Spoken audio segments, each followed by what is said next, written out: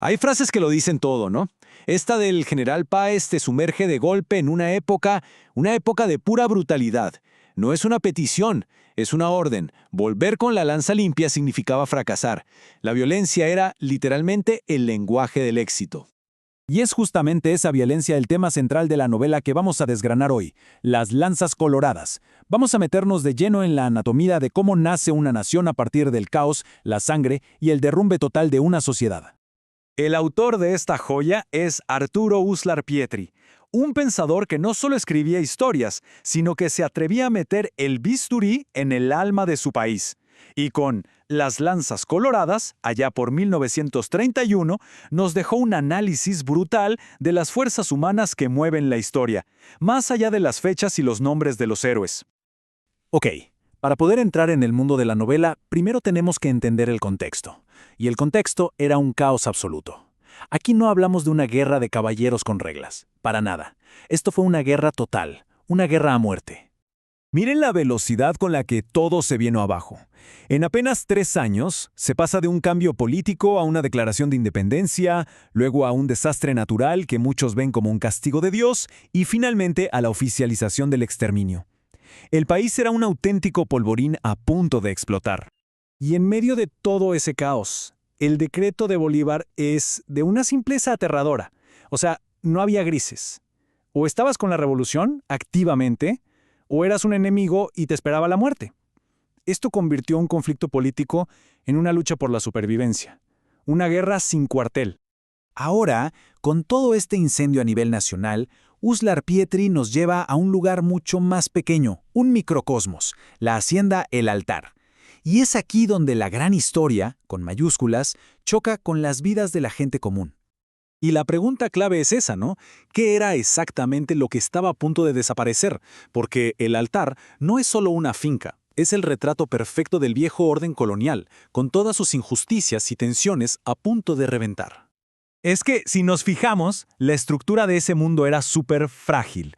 Arriba, los amos, Fernando e Inés, dueños de todo pero completamente desconectados de la realidad. Abajo, los esclavos, la base oprimida que sostenía todo el sistema.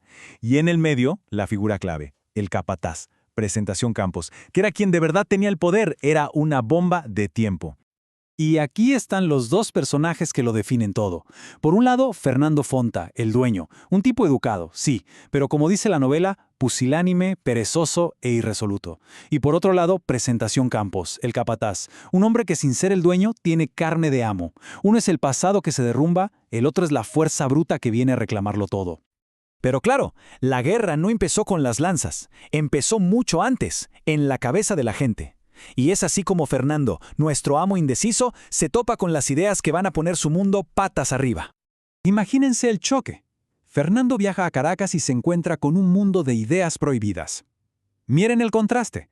A la izquierda, el mundo en el que creció, donde el rey es casi Dios y la sociedad no se puede cambiar. Y a la derecha, las ideas nuevas. Soberanía popular, libertad, igualdad. Cada una de estas ideas es un cartucho de dinamita bajo el trono del rey. Y ojo, que esto no es un aprendizaje tranquilo de biblioteca. No, Fernando asiste a reuniones secretas donde lee los textos que incendiaron la Revolución Francesa.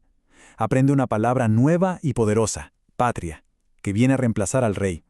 Y oye hablar de Francisco de Miranda, a quien la corona tilda de demonio como un héroe. Su visión del mundo se está haciendo pedazos. Bueno, ya tenemos a Fernando con la cabeza llena de ideas y al país en llamas, así que volvemos al campo de batalla. Porque la guerra es como una fragua, un crisol que saca la verdadera naturaleza de cada persona. Y esto nos lleva a la gran pregunta de la novela.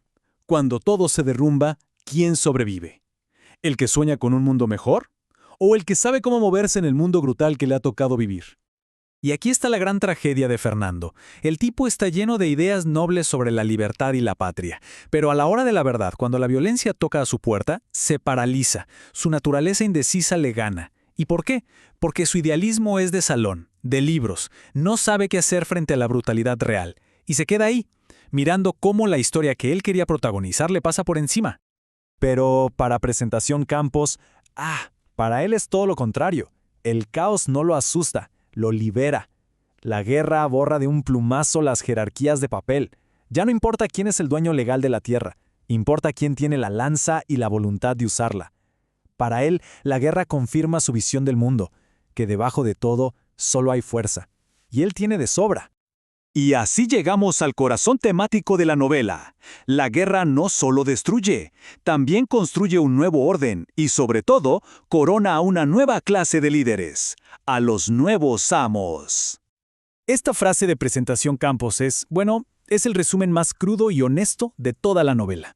Se acabaron los ideales, la filosofía, la justicia, al final todo se reduce a esto. O dominas o te dominan. O eres el vivo o eres el pendejo. Así de simple y terrible. Y así, Las Lanzas Coloradas nos deja con una pregunta que sigue resonando hoy, mucho más allá de Venezuela. Cuando una nación se funda sobre la violencia, ¿quién hereda el poder? ¿El que tuvo la idea? ¿El que soñó con la libertad? ¿O el que fue lo suficientemente despiadado como para tomarla por la fuerza? La novela no da una respuesta fácil, y quizá esa es su verdadera genialidad.